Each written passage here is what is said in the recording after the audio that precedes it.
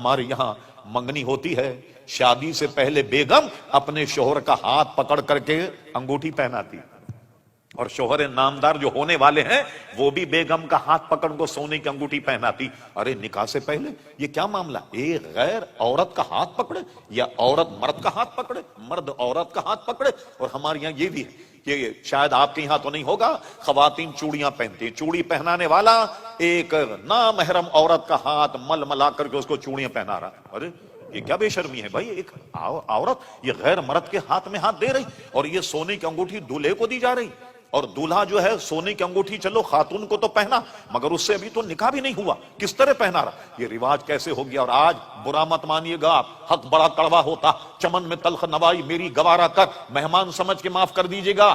آج تو ہمارے نوجوان ہار ڈالنے لگ گئے گلے میں، سونے کی زنجیر ڈالے ہوئے ہیں۔ اللہ اکبر، دیکھا یہاں چین پڑی ہوئی، یہاں چین پڑی ہوئی، اللہ، اسی لیے تو بے چینی، سب حرام ہے۔ یہ تو سونا استعمال مرد کے لیے تو جائز ہی نہیں کہ گلے میں سونا، اور جناب یہاں سونا، اور انگوٹھی بھی سونے کی، اور جناب ایک ایکسٹرا، جناب گھڑی تو گھڑی ایک ایکسٹرا، اور جناب ایک کڑا، اور جناب زنجیر ڈال لی جاتی، یہ ساری چیزیں تو حرام۔ ایک صحابی اٹھ کر کے کہتا، یا امیر المومنین، آپ کو حضور کی حدیث یاد نہیں رہی کہ حضور نے فرمایا کہ میری امت پر سونا اور ریشم حرام، اور آپ نے سونا جو ہے وہ سراقہ کو پہنا دیا، کیوں نہیں بولا کوئی؟ سنیے وجہ کیا ہے، وجہ اس کی یہ ہے کہ یہ مسئلہ سب جانتے تھے کہ اللہ کے کارخانے کے میرے آقا ایسے مالک ہیں، ارے جس کو چاہے حرام کر دیں، جس کو چاہے حلال کر دیں۔ وہ حضور علیہ الصلوۃ والسلام کی زبان، آپ کا دہن، یہ لوگ کہتے ہیں حضور بڑے قانون داں تھے، میں کہوں گا قانون داں نہیں، واقعی بہت اچھے قانون دان تھے، مگر قانون ساز ہیں۔ جو دہن سے نکل جائے جملہ رب کریم کا وہی قانون ہے، جو دہن سے جملہ نکل جائے سمجھ لو مرضی مولا وہی، سمجھ لو کہ منشا الہی جو ہے وہی ہے۔ سب جانتے تھے کہ حضور علیہ السلام نے سب کو تو حرام کہا، مگر ان کے لیے جو کہا ہے کہ کسرا کے کنگن پہنو گے، اس حرام سے ان کا استثناء کر دیا۔ دیکھا آپ نے، اسی کو اعلیٰ حضرت امام اہل سنت کہتے ہیں، میں تو مالک ہی کہوں گا کہ ہو مالک کے حبیب، یعنی محبوب و محب میں نہیں میرا تیرا۔ آپ نے انداز لگایا مقام مصطفیٰ۔ چلیے ایک تو یہ مسئلہ تھا سونے کا، اب میں آپ سے پوچھتا ہوں، یہ بتائیے کہ جب حضور نے فرمایا سراقہ تیرے ہاتھ میں سونے کے کنگن پہنائے جائیں گے، مجھے جواب دیجئے اگر ایران فتح نہ ہوتا کنگن کہاں سے آتا؟ قول رسول کا کیا بنتا؟ ایک بات۔ دوسری بات آپ یہ سمجھیے، اگر سراقہ کا انتقال ہو جاتا کس کے کنگن پہنائے جاتے؟ ذرا غور کیجیے، ہاں کس کے کنگن پہنائے جاتے؟ اللہ اللہ، معلوم ہوا کہ حضور نے یہ بھی ضمانت دے دی کہ کسرا فتح ہوگا، اور سراقہ کو کہا تیری موت نہیں آئے گی جب تک کہ تجھے کنگن نہ پہنا دیے جائیں۔ کہیں ایسا نہ ہو کہ تیرا انتقال ہو جائے تو لوگ کہیں گے حضور تو کہہ گئے تھے کہ تیرے ہاتھ میں سونے کے کنگن، اور تیرا انتقال ہو گیا، کسے کنگن پہنائے جائیں؟ قول رسول کی تکذیب ہو جاتی، مگر اللہ اللہ، رب کریم اپنے محبوب کی ہر بات کی لاج رکھتا۔ جب تک کسرا کا فتح نہیں ہوا حضرت سراقہ اس وقت تک زندہ تھے، تاکہ وہ زندہ رہیں، اور ان کو زندگی کی ضمانت دے دی کہ جب تک کسرا کے کنگن نہیں پہنائے جائیں گے تیرا انتقال نہیں ہوگا۔ اور دوسرا یہ کہ کسرا فتح ہوگا، فتح نہ ہوتا تو پھر کیا ہوتا؟ یہ ہے وہ قول رسول کہ جناب حکم نافذ ہے تیرا، خامہ تیرا سیف تیری دم میں جو چاہے کرے دور ہے شاہ تیرا۔ اس قسم کی میں کئی حدیثیں بیان کر دوں آپ کے سامنے، ایک حدیث بیان کرے۔ اب ہم آتے ہیں ذرا دیگر بزرگان دین کے واقعات۔ حج کا حکم آیا، لیکن میں بڑا اختصار کر رہا ہوں۔ حج کا حکم آتے فرمایا تم پر حج فرض کر دیا گیا۔ کسی نے یہ سوال کر لیا، لوگ عموماً فالتو سوال نہیں کیا کرتے حضور سے، نہ جانے دہن سے کیا نکل جائے۔ کہا حضور کیا ہر سال کرنا پڑے گا؟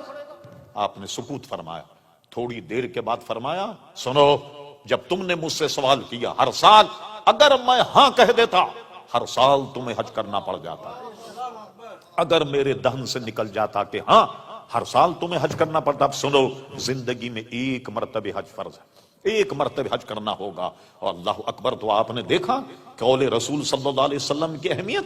اب آئیے ذرا سا، یہ آپ نے سمجھ لو۔ اب آئیے صحیح ستہ میں حدیث فرما بعض خاصان خدا ایسے ان کے کپڑے وغیرہ بہت میلے کچیلے ہوتے ہیں، تم اپنے قریب نہیں ان کو پھٹکنے دو، مگر اللہ تعالیٰ کے یہاں ان کا مقام یہ ہے کہ کسی بات پر قسم کھا بیٹھیں، قسم خدا کی ایسا ہوگا اللہ تعالیٰ ان کے قول کو پورا کرتا. کسی مسئلے میں قسم کھا لیں کہ قسم خدا کہ ایسا ہوگا، اللہ تعالیٰ ان کے قول کی لاج رکھتا اور ان کی قسموں کی لاج رکھ کے واقعے کو ویسا بنا دیتا کہ جیسا کہ اس نے قسم کھائی. یہ حضور کے صدقے میں عزیزان گرامی، اولیاء کرام علیہم الرضوان کا بھی عزیزان گرامی یہ مقام. اب آئیے دو ایک واقعے میں اور بتاتا ہوں. شیخ محقق شاہ عبدالحق محدث دہلوی، جو بزرگوں کے دہن سے بات نکل جائے، غور کیجیے مضمون یہ ہمارا. شیخ محقق شاہ عبدالحق محدث دہلوی رحمۃ اللہ تعالی اپنی کتاب اخبار الاخیار میں لکھا. آپ میں کوئی گجرات کے صاحب ہوں گے، احمد آباد میں مزار ہے شاہ عالم رحمۃ اللہ تعالی علیہ، بہت مشہور مزار. ان کی شہرت کی وجہ کیا ہے کہ وہ عالم دین تھے، اپنے علماء کو سبق پڑھاتے دور حدیث. ایک مرتبہ بیمار ہو گئے، طلبہ کا 8-10 دن کا نقصان ہو گیا، سبق نہیں پڑھا پایا اپنے تئیں. 8-10 دن کے بعد وہ ایک تخت پر بیٹھتے، اس تخت پر بیٹھے اور کفے افسوس کہ بہت برا ہوا، 8-10 دن میں بیمار رہا اور تمہیں سبق نہیں پڑھا سکا اور ناغہ ہو گیا سبق کا. انہوں نے کہا نہیں صاحب، آپ تو روز ہمیں سبق پڑھاتے رہے. انہوں نے کہا روز سبق پڑھاتے رہے. کہا میں تو بیمار تھا، یہ معمہ بن گیا. سرکار ابد قرار پیارے مصطفیٰ ان کی خواب میں آئے، کہا شاہ عالم تیرے طلباء کا نقصان ہو رہا تھا، اس لیے 8-10 دن ہم نے سبق پڑھایا، ہم نے سبق پڑھایا. تو جس تخت پر وہ سبق پڑھایا گیا، بعد والوں نے اس تخت کو اٹھا لیا. اب اس کے بعد کوئی نہیں بیٹھ. اٹھانے کے بعد ایک درخت میں لٹکا دیا، جو آج بھی درخت میں لٹکا ہوا. اور مشہور یہ ہے گجرات میں، پورے ہندوستان میں، اس تخت کے نیچے کوئی آدمی اگر جائے تو پیارے مصطفیٰ کی جلوہ گری کی برکت سے اس کی دعا قبول ہو جاتی. لیجئے صاحب، شیخ محقق لکھتے ہیں، شاہ عالم رحمت اللہ جا رہے ہیں، یہ بات زبان پہ رہے، آپ کے ذہن میں رہے کہ قول رسول اور بزرگوں کے قول کا حضور کے صدقے میں کیا عمل. ایک جگہ جا رہے تھے تو اس کو لکھا کس نے؟ امام المحدثین امام الائمہ شاہ عبدالحق محدث دہلوی. یہ 200-400 برس پہلے کے نہیں، ان کے وصال کی تاریخ 1052 ہجری. اب اندازہ لگائیے، 300 سال سے زیادہ عرصہ ہو گیا. اتنے پرانے محدث سارے ہندوستان میں سند حدیث کے لانے والے شیخ محقق شاہ عبدالحق محدث دہلوی رحمۃ اللہ علیہ یہ جا رہے تھے. توجہ، ایک چیز سے ٹھوکر لگی، ایسے ٹھوکر لگی. جب ٹھوکر لگی تو فرمایا یہ کیا ہے؟ لکڑی ہے، لوہا ہے، پتھر ہے. یہ ان کے دہن سے نکلا. شیخ محقق کہتے ہیں ان کی زبان سے نکالنا تھا کہ جس سے ان کو ٹھوکر لگی، ادھر سے دیکھو تو لکڑی نظر آتا، ادھر سے دیکھو تو پتھر نظر آتا، ادھر سے دیکھو تو لوہا نظر آتا. لیجئے صاحب، تینوں خوبیاں اس میں پیدا ہو گئی. اللہ کے ولی کی دہن سے یہ نکلا کہ کیا ہے؟ لوہا ہے، لکڑی ہے، پتھر ہے.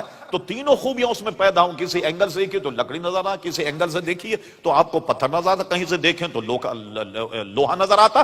یہ اللہ کے بندے کے دہن سے جو بات نکل جائے، وہ عزیزان گرامی آپ نے غور کیا، جب ان کے غلاموں کا یہ حال ہے تو پیارے مصطفیٰ کا کیا حال ہوگا. آئیے، بمبئی میں ایک مزار، پتہ نہیں ہمارے ہندوستانی بھائی وہاں گئے یا نہیں، ان کا نام ہے حضرت عبداللہ رحمت اللہ تعالی علیہ. ان کا مزار بمبئی میں ہے. الحمدللہ بمبئی میں میں نے ان کے مزار پر حاضری دی. وہ بزرگ ہیں کہ بریلی شریف سے اعلی حضرت ان سے ملنے کے لیے آئے تو میزبانی کے طور پر انہوں نے کہا مولانا بڑی دور سے آئیں گے، کیا پیئیں گے؟ کافی پیئیں گے، سوڈا پیئیں گے، چائے پیئیں گے؟ اعلیٰ حضرت نے کہا حضور یہ تینوں باتیں آپ کے دہن سے نکلی تو تینوں ہی پلا دیں. جب آپ کے منہ سے نکلی ہے تو تینوں پلا دیں. اچھا، وہ بھی ایسے انٹرنیشنل بزرگ تھے، انہوں نے کیا کیا؟ کافی بنائی، چائے بنائی، سوڈا، تینوں کو ملا کر کے کپ میں دیا. کیونکہ کہا نا میں سوڈا، کافی اور چائے تینوں کو ملا کر کے کپ میں دے دیا. اور اعلیٰ حضرت نے بڑی عقیدت سے اس کو پی لیا. آپ سن کر حیران ہوں گے، آج بھی ان کے مزار پر لنگر یہی چلتا ہے، چائے، کافی اور جناب سوڈا. یہ تینوں کو پلا کر کے گلاس میں دے کر گلاس میں دیا جاتا ہے کہ اعلیٰ حضرت نے یہ کہا، لہذا جتنے زائرین مزار پر آنے والے وہ گویا یہی پئیں، سوڈا، کافی اور جناب چائے ملا کر کے چھوٹے چھوٹے کپوں میں یہ دی جاتی. تو آپ نے دیکھا جو بزرگوں کے دہن سے نکل جائے، اللہ اکبر، اللہ تبارک و تعالی اس میں کیسی برکت اور کیسا ایک دوسرے کا قدر کیا جاتا. اب آئیے، وقت کافی ہو چکا، ایک واقعہ اور سنا کر کچھ مختصر گفتگو. وہ یہ ہے کہ ایک اعلی حضرت کے زمانے میں نواب تھے، ان کا نام تھا نواب امجد علی.